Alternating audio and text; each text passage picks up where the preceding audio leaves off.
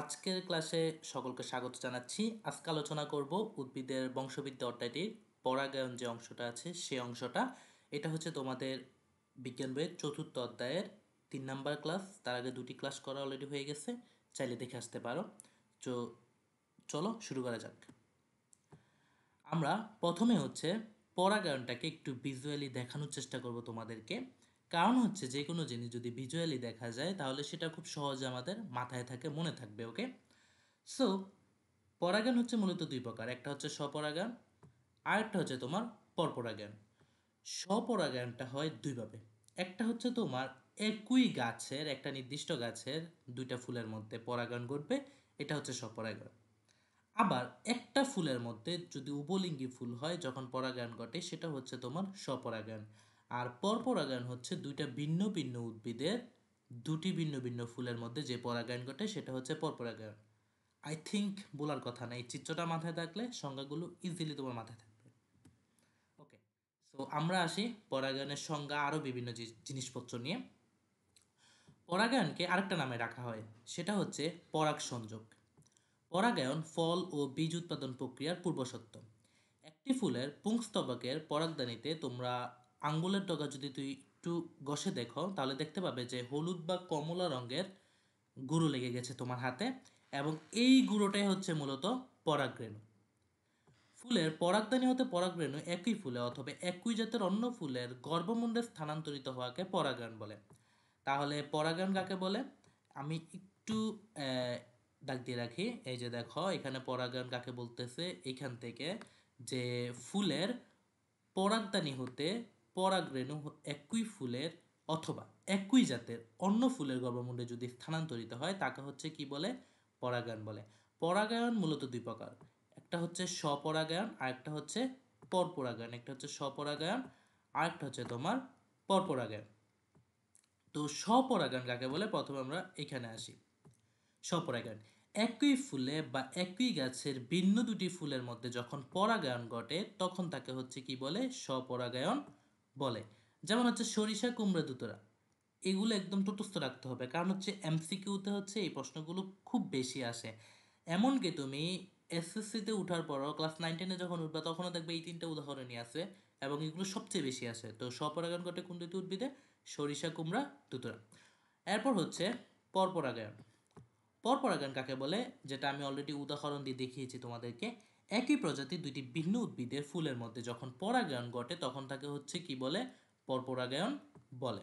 তো শিমুল, পেঁপে ইত্যাদি গাছের ফুলে পরপরাগায়ন হতে দেখা যায়। তাহলে পরপরাগায়নের দুইটা উদাহরণ কি, একটা হচ্ছে তোমার শিমুল আর একটা হচ্ছে তোমার পেঁপে।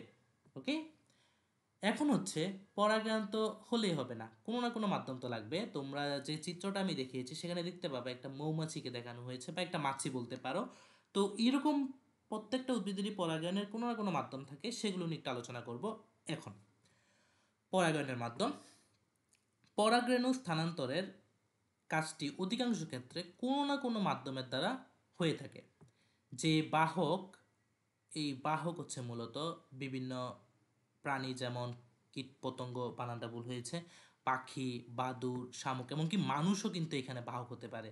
বায়ু বাহক হতে পারে, পানীয় বায়ু বাহক হতে পারে। সো কিভাবে হবে এটা একটু তোমাদেরকে উদাহরণ দিয়ে দেখাবো পরবর্তীতে। আমি আগে এই অংশটি একটু পড়ে নিই, বোঝার চেষ্টা করো কি বলছি। যেই বাহক পরাগরেণু বহন করে গর্ভমুণ্ড পর্যন্ত নিয়ে যায় তাকে হচ্ছে পরাগায়নের মাধ্যম বলে। পরাগরেণু বহন করলে হবে না, সেটাকে গর্ভমুণ্ড পর্যন্ত নিয়ে যেতে হবে। মানে হচ্ছে তুমি একটা ফুলের, এই যে আমি বললাম যে ফুলে যদি ঘষা দাও তোমার আঙ্গুল, তাহলে দেখতে পাবা যে আঙ্গুলে কমলা রঙের বা হলুদ রঙের গুঁড়ো লেগে আছে। তাহলে তুমি হচ্ছে এই মুহূর্তে জাস্ট পরাগরেণু বাহক বহন করতেছো, তুমি এখনো বাহক হও নাই। তুমি পরাগায়নের বাহক তখনই হবা, পরাগায়নের মাধ্যম হিসাবে তখনই আখ্যায়িত হবা যখন হচ্ছে তুমি ওইটা অন্য একটা ফুলের মধ্যে দিয়ে আবার ঘষা দিবা। তাহলে হচ্ছে তোমার হাতে থাকা পুং পরাগরেণু বা স্ত্রী পরাগরেণু ওই ফুলে গিয়ে ওইখানে এখানে নিষেক হওয়ার একটা সম্ভাবনা থাকে। সো এইটাই হচ্ছে এখানে বলা হয়েছে যে যেই বাহক পরাগরেণু বহন করে গর্ভমুণ্ড পর্যন্ত নিয়ে যায় তাকে হচ্ছে তোমার পরাগায়নের মাধ্যম বলে। বায়ু, পানি, কীটপতঙ্গ, পাখি, বাদুড়, শামুক, এমনকি মানুষও এই ধরনের মাধ্যম হিসেবে কাজ করে থাকে। মধু খেতে অথবা সুন্দর রঙের আকর্ষণে পতঙ্গ বা পাখি ফুলে ফুলে ঘুরে বেড়ায়।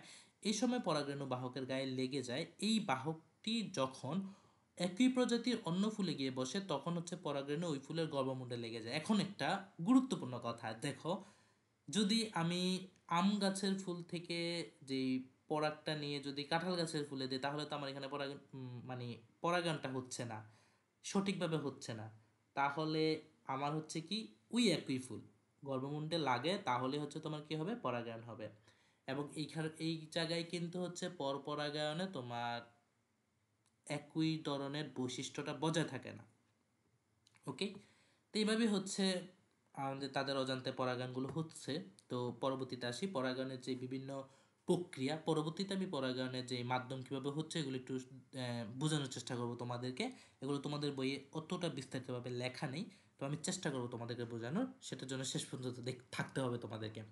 সো আসি যে পরাগায়নের মাধ্যমগুলো, এখানে হচ্ছে ফেতে ফুলের গঠনে কিছু পরিবর্তন লক্ষ্য করা যায়। বিভিন্ন ফুলের মধ্যে বিভিন্ন গঠন দেখতে পারবা, কেউ কালারফুল, কেউ হচ্ছে বিভিন্ন আকৃতি ধারণ করে, যে আমার দিকে আসো, আমার থেকে মধু নাও, এরকম একটা আকর্ষণ সৃষ্টি করে।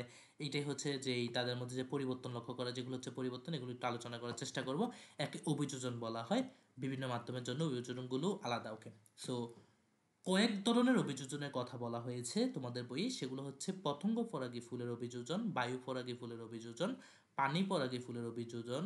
আমি একটু আইডেন্টিফাই করি, পতঙ্গ পরাগী ফুলের অভিযোজন, বায়ু পরাগী ফুলের অভিযোজন, তারপর হচ্ছে তোমার পানি পরাগী ফুলের অভিযোজন, তারপর হচ্ছে প্রাণী পরাগী ফুলের অভিযোজন। ওকে, সো পতঙ্গ পরাগী ফুলের অভিযোজন যেটা, সেটা হচ্ছে ফুলগুলো আকারে একটু বড় হয়। ফুলগুলো আকারে কি হবে, বড় হবে। এগুলো কিন্তু খুবই গুরুত্বপূর্ণ জিনিস, এগুলো তোমার মাথায় রাখতেই হবে। ওকে, ফুলগুলো আকার হচ্ছে বড়, রঙিন, তারপর হচ্ছে মধুগন্ধিযুক্ত। পরাগরেণু ও গর্ভমুণ্ড আঠালো। পরাগরেণু গর্ভমুণ্ড কি হবে, আঠালো হবে, এবং হচ্ছে এগুলো সুগন্ধযুক্ত হবে। বায়ু পরাগী যে ফুলগুলো আছে, এগুলো হচ্ছে ফুল বর্ণ, গন্ধ ও মধুগন্ধিহীন। তার মানে বায়ু পরাগী যে ফুলগুলো, এগুলো কিন্তু তোমার বর্ণ লাগতেছে না, গন্ধ লাগতেছে না, মধুগন্ধিও লাগতেছে না। কারণ হচ্ছে ও বাতাসের মাধ্যমেই পরাগায়ন করতেছে, ওর কাউকে আকৃষ্ট করার দরকার নেই। ওকে, সো পরাগরেণুগুলো হালকা, যাতে বাতাসে উড়ে যেতে পারে, অসংখ্য থাকে। কারণ হচ্ছে বাতাসের মাধ্যমে উড়ে গিয়ে ওইখানে যে পড়বে, এইটার তো কোনো গ্যারান্টি নেই, পাশেই বাতাস বন্ধ হয়ে গেলে নিচে পড়ে যেতে পারে। সো এই কারণে অনেক পরিমাণে তাদের পরাগরেণু থাকে, যার কারণে হচ্ছে ওরা তাদের পরাগায়নটা সম্পন্ন করতে পারে। এদের গর্ভমুণ্ড অনেক আঠালো থাকে। তারপর হচ্ছে এগুলো শাখান্বিত, কখনো কখনো হচ্ছে পালকের ন্যায়। পালকের ন্যায় কেন থাকে, যেমন হচ্ছে সহজে যাতে এগুলো পরাগায়ন করতে পারে। একটা অসাধারণ উদাহরণ হচ্ছে তোমার ধান। তার মানে ধান খেতে অনেক সময় অনেকের মাথায় তো চিন্তা আসতে পারে যে ধান খেতে তো প্রচুর পরিমাণে কীটনাশক ব্যবহার করা হয়, তাহলে তো বিভিন্ন প্রাণী আসার কথা না, পরাগায়ন কিভাবে হয় ধান, ধান গাছের যে ফুলগুলো হয় ওগুলোর মধ্যে। এটাই হচ্ছে মূলত এখানকার সিক্রেটটা, এটা হচ্ছে যে ধান হচ্ছে মূলত বায়ুপরাগী ফুল, যার কারণে হচ্ছে ওর কাউকে আকৃষ্ট করা লাগে না, একদম সাদা বা সবুজ ফুল হয়। ধানের ফুল দেখলে বুঝতে পারবা, আসলে ফুল বলে না মানুষগুলো, ওগুলোকে কি বলে, আমরা সময় কুড়িও বলি, জাস্ট কুড়ি বের হয় তারপর তো ধান হয়ে যাচ্ছে, মানুষ এত বেশি মনোযোগ দেয় না ধান গাছের প্রতি। তো এইভাবে হচ্ছে বায়ুপরাগী ফুলগুলো অভিযোজন করে, নিজেদেরকে তৈরি করে পরাগায়নের জন্য। ওকে, পানি পরাগী ফুল যারা, এরা হচ্ছে আকারে খুবই ছোট হয়, হালকা হয়, এবং হচ্ছে অসংখ্য হয়। ও সরি, আমি একটু ইরেজারটা নিচ্ছি, এখানে একটু মুছতে হবে।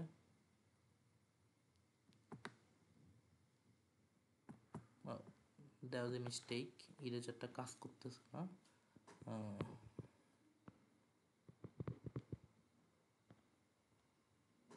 ওকে, সরি, আমার লেজার পয়েন্টার এসে পড়ছে, এখানে ইরেজারটা কোনো একটা কারণে এখানে কাজ করতেছে না, মেবি হচ্ছে নেটে কোনো সমস্যা হচ্ছে, I am sorry for that. Okay, আশা করি তোমরা বুঝে নিবে, এটা হচ্ছে বিন্ত। ওকে, এরা সহজেই পানিতে বাঁচতে পারে। এসব ফুলের সুগন্ধ নেই। স্ত্রী ফুলের বিন্ত আবার অনেক লম্বা হয়, কিন্তু ফুং ফুলের বিন্ত অনেক ছোট হয়। তো পরিণত ফুং ফুল যেগুলো, মানে পুরুষ ফুল যেগুলো, ফুং মানে হচ্ছে পুরুষ, পুরুষ ফুল যেগুলো, সেগুলো হচ্ছে বিন্ত থেকে খুলে তোমার পানিতে বাঁচতে থাকে, এবং এরপরে কোনো একটি স্ত্রী ফুলের সাথে গিয়ে মিলিত হয়, ওইখানে ওদের পরাগায়ন ঘটে, এবং এভাবে হচ্ছে ওরা ওদের পরাগায়নটা সম্পন্ন করে। যেমন উদাহরণ হচ্ছে তোমার পাতা শ্যাওলা। প্রাণী পরাগী ফুলের অভিযোজন, প্রাণী পরাগী ফুল হচ্ছে যেগুলো বিভিন্ন প্রাণীর মাধ্যমে তোমার হচ্ছে পরাগায়ন ঘটে, লাইক হচ্ছে উদাহরণে বলতে পারি আমি কদম, শিমুল, কচু, এগুলো ফুলগুলো সাধারণত আকারে বড় হয়।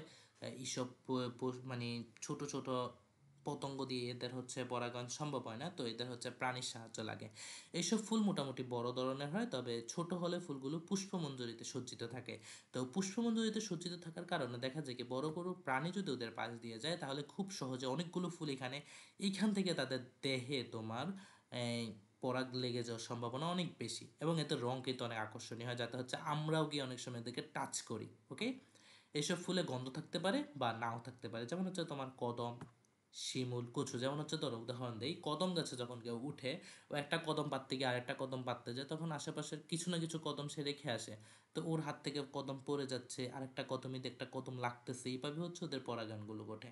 তো পতঙ্গ পরাগী ফুলের অভিযোজন যখন ব্যাখ্যা করছিলাম তখন অবশ্য আমি উদাহরণগুলো বলি নাই, যেমন হচ্ছে তোমার এখানে জবা আছে, এখানে কুমড়া আছে, তারপর হচ্ছে তোমার এখানে সরিষা আছে।